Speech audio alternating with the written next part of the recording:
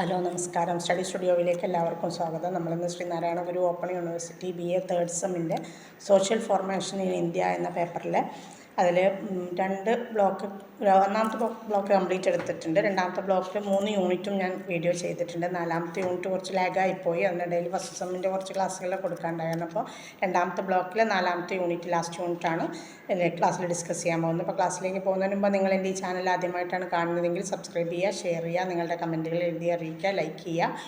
ഒപ്പം മലയാളത്തിലുള്ള പെയ്ഡ് നോട്ട്സോ അസൈൻമെൻറ്റ്സോ ഒക്കെ ആവശ്യമുണ്ടെങ്കിൽ വീഡിയോയിൽ ഡിസ്ക്രിപ്ഷൻ ബോക്സിൽ വാട്സപ്പ് നമ്പർ കൊടുക്കുന്നുണ്ട്. നമ്പറിൽ നിങ്ങൾ ബന്ധപ്പെടുകയാണെങ്കിൽ അതിൻ്റെ ഡീറ്റെയിൽസ് തരാം കേട്ടോ. അപ്പോൾ രണ്ടാമത്തെ ബ്ലോക്കിൽ 4ാമത്തെ യൂണിറ്റ് എന്ന് പറയുന്നത് കൺസോളിഡേഷൻ ഓഫ് ബ്രാഹ്മിൺ ഒലിഗാർക്കിയാണ്.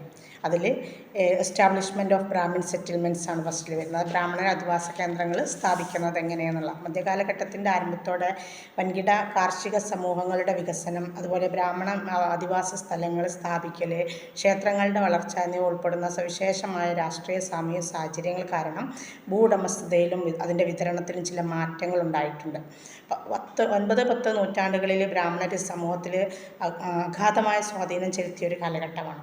വലിയ കാർഷിക സമൂഹങ്ങളുടെ വികാസനം ബ്രാഹ്മണ മേധാവിത്വത്തിൻ്റെ വാസസ്ഥലങ്ങളെ വികസിപ്പിക്കുന്നതിന് ഇടവരുത്തിയ ഒരു കാലഘട്ടം കൂടിയാണ് അത്. ദ റോൾ ഓഫ് പെരുമാൾസ് ആണ്. അതിൽ ആ കാലഘട്ടത്തിലെ ഭരണാധികാരികളാണ് പെരുമാക്കന്മാർ.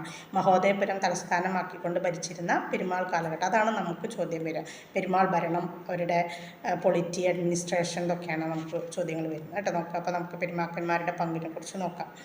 പെരുമാക്കൾ വിശാലമായ ഭൂപ്രദേശത്തിൻ്റെ ഉടമകളായിരുന്നു. അവർ സൈനിക ശക്തിയും തന്ത്രപരമായ സഖ്യങ്ങളും രൂപീകരിക്കുന്നതിൽ പേര് കേട്ട ആളുകളായിരുന്നു. അവരുടെ സൈനിക ചൂഷണങ്ങളും അയൽപ്രദേശങ്ങളെ ഏറ്റെടുക്കലും ഈ മേഖലകളിലെ അവരുടെ ആധിപത്യത്തെ സാക്ഷ്യപ്പെടുത്തുന്ന ഒന്നാണ്.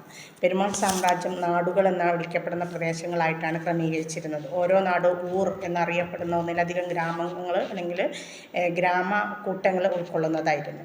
പ്രാദേശിക വിഭവങ്ങൾ ഏകീകരിച്ചിട്ടാണ് ഓരോ നാടുകൾക്കകത്തും അധികാരഘടന അവർ സ്ഥാപിച്ചിരുന്നത്.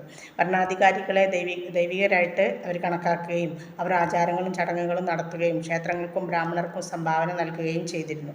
അവരുടെ അധികാരവും നിയന്ത്രണവും നിയമാനുസൃതമാക്കാൻ അത് അവരെ സഹായിക്കുകയും ചെയ്തു. എങ്കിലും ഇത്തരത്തിലുള്ള ഭരണം ബ്രാഹ്മണ ജാതി വ്യവസ്ഥയിൽ ആധിപത്യം പുലർത്തുന്ന ഒരുതരം ബ്രാഹ്മണ പ്രഭുവർഗമായിട്ടാണ് കണക്കാക്കപ്പെട്ടത്. തീരുമാനമെടുക്കൽ പ്രക്രിയയും നയരൂപീകരണവും ഒക്കെ അവർ ഗണ്യമായ സ്വാധീനം ചെലുത്തിയിരുന്നു. ആ പ്രദേശത്തിൻ്റെ സാമൂഹിക മതജീവിതത്തെ തന്നെ ആഴത്തിൽ സ്വാധീനിച്ചു. സംസ്കൃത ഭാഷയിലും വേദങ്ങളിലുമുള്ള അവരുടെ പരിജ്ഞാനം അവർക്ക് വേഗത്തിൽ ഉന്നതമായ സ്ഥാനം നേടിയെടുക്കുന്നതിനും സഹായിച്ചു. അപ്പോൾ ഈ പെരുമാക്കന്മാരാണ് യഥാർത്ഥത്തിൽ ആരെ ഇങ്ങനെ ഒരു ഉയർന്ന സ്ഥാനം ബ്രാഹ്മണരെ ഇങ്ങനെ ഒരു ഉയർന്ന സ്ഥാനത്ത് കൊണ്ട് എത്തിച്ചത്. അവരെ കൗൺസിലർമാരായിട്ടും പെരുമാക്കന്മാരുടെ ഉപദേശകരായിട്ടുമൊക്കെ നിയമിച്ചിരുന്നു. അവരുടെ സ്വാധീനം ബ്രാഹ്മണാചാരങ്ങളെ രൂപപ്പെടുത്തി. അതിൻ്റെ ഫലമായിട്ട് ക്ഷേത്രാധിഷ്ഠിത സമൂഹത്തിൻ്റെ വികാസവും ഉണ്ടായി എന്നാണ് പറയപ്പെടുന്നത്. പിന്നെ അവരുടെ അഡ്മിനിസ്ട്രേഷൻ, ഭരണം. ബ്രാഹ്മണരുടെ ആചാരങ്ങളും കാഴ്ചപ്പാടുകളും അക്കാലത്തെ ഭരണ സംവിധാനത്തെ ഏറെ സ്വാധീനിച്ചിട്ടുണ്ട്. ആ കാലഘട്ടത്തിലെ ലിഖിതങ്ങൾ സൂചിപ്പിക്കുന്നത് ബ്രാഹ്മണർക്ക് ഭൂമി, സമ്പത്ത്, വിഭവങ്ങൾ എന്നിവയിൽ അഗാധമായ നിയന്ത്രണം ഉണ്ടായിരുന്നു എന്നാണ്. അതവർക്ക് നിയമനിർമ്മാണം, കാര്യനിർവഹണം, നീതിന്യായം, ഭരണം എന്നിവയിൽ വലിയ പ്രാധാന്യങ്ങൾ, അവസരങ്ങളൊക്കെ നേടിക്കൊടുത്തു. ചരിത്രകാരന്മാരുടെ അഭിപ്രായത്തിൽ ഭരണത്തിലുള്ളവരുടെ ഇടപെടൽ ഒരു പ്രഭുവർഗ ഭരണത്തിൻ്റെ രൂപീകരണത്തിലേക്ക് നയിച്ചു. അധികാര സമുദായത്തിൽ നിന്ന് തിരഞ്ഞെടുക്കപ്പെട്ട ഏതാനും ബ്രാഹ്മണരുടെ കൈകളിൽ മാത്രമായിട്ട് കേന്ദ്രീകരിക്കപ്പെടുകയും ചെയ്തു. ജുഡീഷ്യൽ, രാഷ്ട്രീയ അധികാരങ്ങൾ അവർക്ക് ആചാരപരമായ ചില പ്രത്യേക അവകാശങ്ങളും നേടിക്കൊടുത്തു. സാമൂഹിക ശ്രേണി ബന്ധങ്ങൾ നിയന്ത്രിച്ചിരുന്നത് കച്ചം എന്നറിയപ്പെടുന്ന ഒരു പ്രത്യേക കേന്ദ്രങ്ങളായിരുന്നു എന്ന് പറയട്ടെ. ഒരു കോഡാണ് കച്ചം എന്ന് പറഞ്ഞാൽ, ചട്ടങ്ങൾ എന്ന് പറയും അതിന് കേട്ടോ. അക്കാലത്ത് 32 ബ്രാഹ്മണ അധിവാസ കേന്ദ്രങ്ങളെ നിയന്ത്രിച്ചിരുന്ന മൂഴിക്കള കച്ചമായിരുന്നു ഏറ്റവും പ്രധാനപ്പെട്ട കച്ചങ്ങൾക്കൊരു ഉദാഹരണം.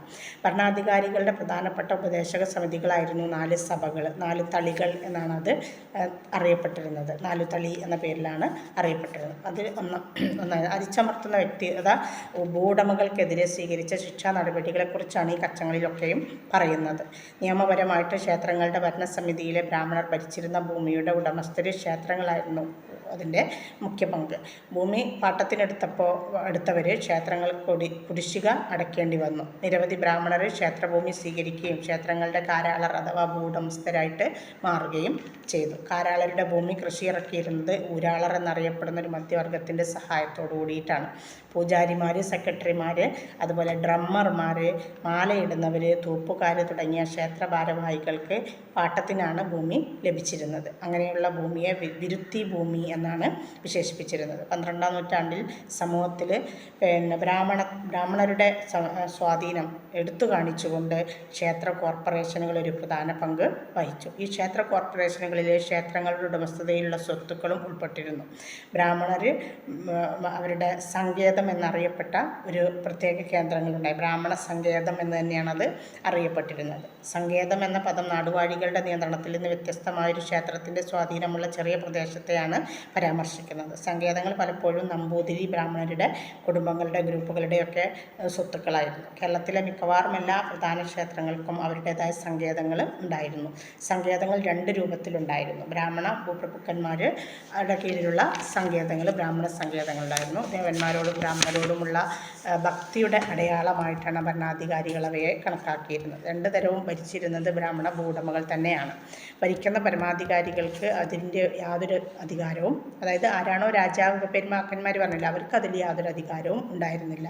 യോഗ എന്ന സമിതിയാണ് സങ്കേതങ്ങൾ ഭരിച്ചിരുന്നത്. വസ്തുവിൻ്റെ സംരക്ഷണം നാട്ടുകൂട്ടം അല്ലെങ്കിൽ 100 പേരുടെ ഒരു യൂണിറ്റ് എന്നറിയപ്പെടുന്ന ഒരു കൂട്ടം സൈനികരിലാണ് നിക്ഷിപ്തമായിരുന്നത്. രക്ഷാഭോഗം അല്ലെങ്കിൽ കാവൽ പണം അഥവാ സംരക്ഷണ ഫീസ് എന്ന് വിളിച്ചിരുന്ന ഉൽപ്പന്നത്തിൻ്റെ ഒരു വിഹിതം അവരുടെ സേവനങ്ങൾക്ക് കൊടുക്കുകയും ചെയ്തിരുന്നു. ക്ഷേത്രങ്ങൾ കൈകാര്യം ചെയ്യുന്നതിനുള്ള ഉത്തരവാദിത്തമുള്ള ഈ കോർപ്പറേഷനുകൾ പ്രധാന സാമൂഹിക, സാമ്പത്തിക, സാംസ്കാരിക കേന്ദ്രങ്ങളായിട്ട് പ്രവർത്തിച്ചു. ഇത് ബ്രാഹ്മണരെ ഗ്രാമങ്ങളിൽ അതായത് ഫലത്തിൽ ഭരണപദവിയിലേക്ക് വരെ ഉയർത്തി. ഇനി Brahmana oligarchy in polity, arts, literature and architecture. രാഷ്ട്രീയം, കല, സാഹിത്യം, വാസ്തുവിദ്യ എന്നിവയിൽ ബ്രാഹ്മണരുടെ പ്രഭുത്വം എങ്ങനെയാണ് ഉണ്ടായിരുന്നത് എന്നുള്ളതാണ്.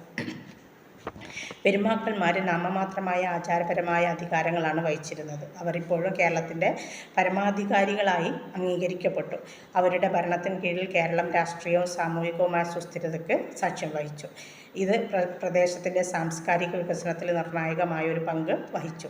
കല, സാഹിത്യം, സംസ്കാരം എന്നിവ നൽകിയ രക്ഷാകർത്തൃത്വത്തിൽ അവർ അഭിവൃദ്ധിപ്പെട്ടു. ഇത് വാസ്തുവിദ്യയിലും ഭാഷയിലും തത്വചിന്തയിലും സാഹിത്യത്തിലും ശാസ്ത്രത്തിലും ഒക്കെ പുരോഗതിക്ക് കാരണമായി. ഇനി അവരുടെ പൊളിറ്റി, അത് പ്രത്യേകം ചോദിക്കും നമ്മളോട്. ടഫ് പൊളിറ്റി എന്ന് പറഞ്ഞാൽ ഭരണം.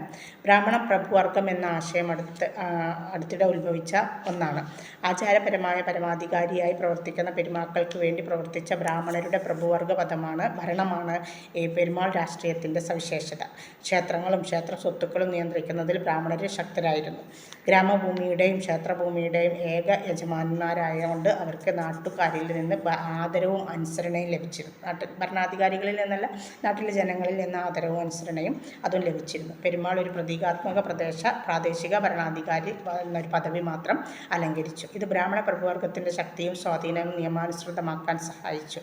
അവരൊരു ഫ്യൂഡൽ ചട്ടക്കൂടിനുള്ളിൽ പ്രവർത്തിച്ചു. ബ്രാഹ്മണ നിയന്ത്രിത പ്രഭുവർഗം ഭരണമായതുകൊണ്ട് തലസ്ഥാന നഗരത്തിനടുത്തുള്ള ഏറ്റവും പ്രാധാന്യമുള്ള വാസസ്ഥലങ്ങൾ അവരുടെ കൈകളിലായി. ആരുടെ? ബ്രാഹ്മണരുടെ കൈകളിലായി. തലസ്ഥാനവും രാജകീയ വസതികളുടെയും ഒക്കെ ഉള്ള ഒരു എന്താ പറയുക, അതിനോടൊക്കെ അടുപ്പമുള്ള ഒരു പ്രദേശമാണ് അവരുടെ അധീന പ്രദേശമായിട്ട് കണക്കാക്കിയിരുന്നത്. 4 തളികളാണ് ഇനി അതിലേറ്റവും പ്രധാനമായിട്ട് പറയുന്നത്. കേരളത്തിലുടനീളമുള്ള 32 ബ്രാഹ്മണ വാസസ്ഥലങ്ങളുടെ പ്രതിനിധിയായിട്ട് പ്രവർത്തിച്ചിരുന്ന പെരുമാൾ രാജ്യത്തിലെ ഒരു സുപ്രധാന സ്ഥാപനമായിരുന്നു ഈ 4 തളികൾ. ഇത് ബ്രാഹ്മണരുടെ താൽപ്പര്യങ്ങൾ പ്രതിനിധീകരിക്കുക മാത്രമല്ല, രാജകീയ അധികാരത്തിൻ്റെ പരിശോധക സമിതിയായും പ്രവർത്തിച്ചു. തളികൾ സ്ഥിരമായ പെരുമാറ്റച്ചട്ടം പിന്തുടരുകയും ചെയ്തു. ഈ സാമുദായിക അധിഷ്ഠിതമായ ജനപ്രതിനിധി സംഘടനകൾക്ക് പുറമെ സർക്കാരിന് മറ്റ് ഭരണ കൗൺസിലുകളും ഉണ്ടായിരുന്നു. നൂറ്റുവർ സംഘം എന്നറിയപ്പെടുന്ന സംഘടനയായിരുന്നു അതിലേറ്റവും പ്രധാനപ്പെട്ട ഒന്ന്. രാജ്യത്തിൻ്റെ ഭരണഘടനയിൽ ഈ സംഘം ഒരു പ്രധാന പങ്ക് വഹിച്ചു. നാടുകളിൽ പോലീസ് സേനയായിട്ട് സേവനമനുഷ്ഠിക്കുകയായിരുന്നു ഇവരുടെ പ്രധാന ചുമതല. സായുധരായ ഒരു വിഭാഗമായിരുന്നു ഈ നൂറ്റുവർ. ഇവർ വിശ്വസ്തതയുടെയും സത്യസന്ധതയുടെയൊക്കെ പ്രതിജ്ഞ എടുത്ത ആളുകളായിരുന്നു. ഇനി ടെമ്പിൾ ആർട്ട്, ക്ഷേത്രകല. ഹൈന്ദവ ദേവതകളും പ്രാദേശിക ഐതിഹ്യങ്ങളെയും ചിത്രീകരിക്കുന്ന സങ്കീർണമായ ശില്പങ്ങളും ചുവർ ചിത്രങ്ങളും കൊണ്ട് സവിശേഷമായ ക്ഷേത്രകലയുടെ അഭിവൃദ്ധിക്ക് പെരുമാൾ കാലഘട്ടം സാക്ഷ്യം വഹിച്ചു. വെങ്കല ശില്പങ്ങളുടെ നിർമ്മാണം, പ്രത്യേകിച്ച് ദേവതകൾ, കലാപരമായ വൈവിധ്യം, മതഭക്തിയും പ്രകടിപ്പിക്കുന്ന പുതിയ ഉയരങ്ങളിലെത്തി. ബ്രാഹ്മണർ വ്യാപാരവും സാംസ്കാരിക വിനിമയവും സുഗമമാക്കി. ഇത് പ്രദേശത്തിൻ്റെ കലാപാരമ്പര്യങ്ങളെ സമ്പന്നമാക്കി. കേരളത്തിലെ ക്ഷേത്രങ്ങളുടെ ആവിർഭാവം സംസ്കാരത്തിൽ കാര്യമായ വികസനത്തിന് കാരണമായി. എല്ലാ സാംസ്കാരിക പ്രവർത്തനങ്ങളുടെയും കേന്ദ്രമായിട്ട് ക്ഷേത്രങ്ങൾ പ്രവർത്തിച്ചു. സാധാരണക്കാർക്ക് ഹിന്ദുമതത്തെ കൂടുതൽ ആകർഷകമാക്കാൻ ഓണം പോലുള്ള പുതിയ ഉത്സവങ്ങൾ അവതരിപ്പിച്ചു. ചേര ചക്രവർത്തിയോടുള്ള കൂറും സ്നേഹവും ഉറപ്പുവരുത്തുന്നതിന് വേണ്ടി കേരളത്തിലെ എല്ലാ നാടുവാഴികളും നേരിട്ട് പങ്കെടുത്ത് 28 ദിവസം നീണ്ടുനിന്ന ഓണം ആഘോഷം നടന്നു. 9-ാം നൂറ്റാണ്ട് മുതൽ കേരളത്തിലെ ക്ഷേത്രങ്ങളിൽ കൂത്ത്, കൂടിയാട്ടം തുടങ്ങിയ പുതിയ കലാരൂപങ്ങളും ഉയർന്നു വന്നു. കൂത്ത് അവതരിപ്പിക്കാനുള്ള കൂത്തമ്പലം 9-ാം നൂറ്റാണ്ടിലാണ് ഉത്ഭവിച്ചത്.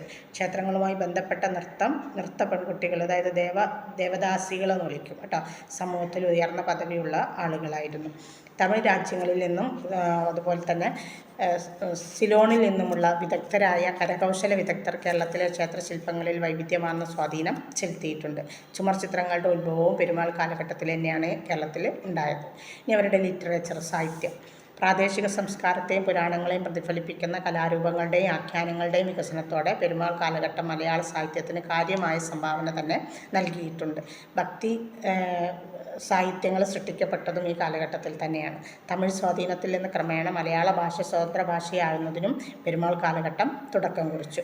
തമിഴിൽ പെരുമാൾ തിരുമൊഴിയും സംസ്കൃതത്തിൽ മുകുന്ദമാലയും രചിച്ച കുലശേഖര ആൾവാരെ പോലെയുള്ള ശ്രദ്ധേയരായ പണ്ഡിതന്മാർ പഠന രക്ഷാധികാരികളായിട്ട് അക്കാലഘട്ടത്തിൽ പ്രവർത്തിച്ചു. മഹാഭാരതത്തെ 8 കാണ്ഡങ്ങളിൽ വിവരിക്കുന്ന പ്രസിദ്ധമായ യുധിഷ്ഠിര വിജയം എഴുതിയ കുലശേഖരൻ മഹാനായ യമകവി വാസുദേവ ഭട്ടതിരി അക്കാലത്തുള്ളവരായിട്ടുള്ള പ്രധാനികളായിട്ടുള്ള ആളുകളാണ്. അതിൽ വസുദേവ ഭട്ടതിരി ത്രിപുരാദഹനം, അതുപോലെ സൗരി കൈഹോദയ, നാലോദയ എന്നിങ്ങനെയുള്ള കൃതികളും രചിച്ചിട്ടുണ്ട്. മഹാനായ ജ്യോതിശാസ്ത്രജ്ഞനും ശങ്കരനാരായണീയത്തിൻ്റെ രചയിതാവുമായ ശങ്കരനാരായണൻ യുഗത്തിൻ്റെ പ്രകാശമാനമായ ഒരു വ്യക്തിയായിരുന്നു. മഹാനായ അദ്വൈത തത്വചിന്തകനായ ശങ്കരാചാര്യ ബ്രാഹ്മണസൂത്രങ്ങൾ, ഭഗവത്ഗീത, പ്രധാന ഉപനിഷത്തുകൾ എന്നിവയിൽ വ്യാഖ്യാനങ്ങൾ എഴുതി. ദാർശനിക കാവ്യങ്ങൾ രചിക്കുകയും നിരവധി സ്തോത്ര കൃതികൾ രചിക്കുകയും ചെയ്തിട്ടുണ്ട് അദ്ദേഹം. അതുപോലെ ഇരഞ്ഞിക്കുളം നമ്പൂതിരി ബ്രാഹ്മണനായ തോലൻ മലയാള സാഹിത്യത്തിലെ ആദ്യകാല മാതൃഭാഷയിൽപ്പെട്ട ആട്ടപ്രകാരമുള്ള ക്രമദീപികയ്ക്കും പേരുകേട്ട കവിയായിരുന്നു. ആശ്ചര്യ ചൂടാമണിയുടെയും പ്രശസ്ത രചയിതാവായ ഭക്തിഭദ്രനും സംസ്കൃത സാഹിത്യത്തിന് കാര്യമായ സംഭാവന നൽകിയ വ്യക്തിയാണ്. ഇനി അവരുടെ എഡ്യൂക്കേഷൻ ആൻഡ് ലേണിംഗ്, വിദ്യാഭ്യാസവും പഠനവും. കേരളത്തിലെ പെരുമാൾ കാലഘട്ടത്തിൽ വിദ്യാഭ്യാസത്തിലും പഠനത്തിലും കാര്യമായ പുരോഗതിയുണ്ടായി. ശാലകൾ എന്ന് വിളിക്കപ്പെടുന്ന വേദപഠനശാലകളും കോളേജുകളും ഭരണാധികാരികളും സ്വകാര്യ മനുഷ്യസ്നേഹികളും സ്ഥാപിച്ചു കൊടുത്തു. യുവാക്കൾക്ക് സൗജന്യ ഭക്ഷണവും വസ്ത്രവും ട്യൂഷനും വാഗ്ദാനം ചെയ്യുകയും ചെയ്തു. ഈ സ്ഥാപനങ്ങൾ തത്വചിന്ത, വ്യാകരണം, ദൈവശാസ്ത്രം, അതുപോലെ നിയമം തുടങ്ങിയ ഉന്നത പഠനശാഖകളിൽ പ്രത്യേക കോഴ്സുകൾ വാഗ്ദാനം ചെയ്തു. ഓരോ ക്ഷേത്രവും പരമ്പരാഗത ഗുരുകുല ശൈലിയിൽ ഒരു പഠന കേന്ദ്രം സ്ഥാപിച്ചു. ക്ഷേത്ര പരിസരത്ത് പുരാണ കഥകൾ പാരായണത്തിനും പ്രദർശനത്തിനുമുള്ള ധർമ്മസ്ഥാപനങ്ങൾ സാമൂഹിക വിദ്യാഭ്യാസം വളർത്തിയെടുത്തു. ഒരു സാധാരണ സ്ഥാപനം മഹാഭാരത പട്ടത്താനമായിരുന്നു. ഒരു ഏക നാടകമായ ചാക്യാർ കൂത്ത് ജനകീയ പ്രബോധനത്തിൻ്റെ ഒരു പ്രധാന ഉപകരണമായിട്ട് അക്കാലത്ത് പ്രവർത്തിച്ചു. ക്ഷേത്രങ്ങളിൽ ഭക്തജനങ്ങളുടെ നേതൃത്വത്തിൽ ഭക്തഗാനമേള നടന്നു. ക്ഷേത്രങ്ങളോട് ചേർന്നുള്ള ഗ്രന്ഥശാലകളിൽ വിവിധ വിഷയങ്ങളിലുള്ള പുസ്തകങ്ങൾ നല്ല ശേഖരണമുണ്ടായിരുന്നു. ഹിന്ദുമത പഠനത്തെ സമ്പന്നമാക്കുന്നതിനായിട്ട് ക്ഷേത്രങ്ങളിൽ വേദപാരായണവും മതഗ്രന്ഥങ്ങളിലെ പ്രാവീണ്യ പരീക്ഷകളും നടത്തിയിരുന്നു. കേരളത്തിൻ്റെ നാനാഭാഗത്തു നിന്നും നമ്പൂതിരി വിദ്യാർത്ഥികൾ പങ്കെടുത്ത് ബഹുമതികൾ നേടിയ കടവല്ലൂർ അന്യോന്യമായിരുന്നു ഏറ്റവും പ്രധാനപ്പെട്ട പരീക്ഷ. ഈ കടവല്ലൂർ പരീക്ഷകളിലാണ് കടവല്ലൂർ അന്യോന്യം എന്ന പേരിൽ അറിയപ്പെടുന്നത്. സാഹിത്യ വിദ്യാഭ്യാസ പ്രവർത്തനങ്ങൾ പ്രോത്സാഹിപ്പിക്കുന്നതിന് പുറമെ ക്ഷേത്രങ്ങളും അവയോടനുബന്ധിച്ച് ആശുപത്രികളും ഡിസ്പെൻസറികളും, അതായത് ആരോഗ്യശാലകളും അവർ പരിപാലിച്ചിരുന്നു. അപ്പോൾ പറഞ്ഞാൽ ചുരുക്കത്തിൽ ഈ പെരുമാൾ കാലഘട്ടം എന്ന് പറയുന്നത് ബ്രാഹ്മണ മേധാവിത്വം ഉണ്ടെങ്കിലും കേരളത്തിൻ്റെ എല്ലാ മേഖലകളിലും, അതായത് നമ്മുടെ ഭരണം, ശാസ്ത്രം, സാഹിത്യം, കല, വാസ്തുവിദ്യ തുടങ്ങി വിദ്യാഭ്യാസം, പഠനം തുടങ്ങിയ എല്ലാ മേഖലകളിലും ഒരുപാട് പുരോഗതി ഉണ്ടായിട്ടുള്ള കാലഘട്ടമാണ് പെരുമാൾ കാലഘട്ടം. ഓക്കെ, ഇത്രയാണ് ഈ ഒരു യൂണിറ്റിൽ വരുന്നത്. താങ്ക്സ്.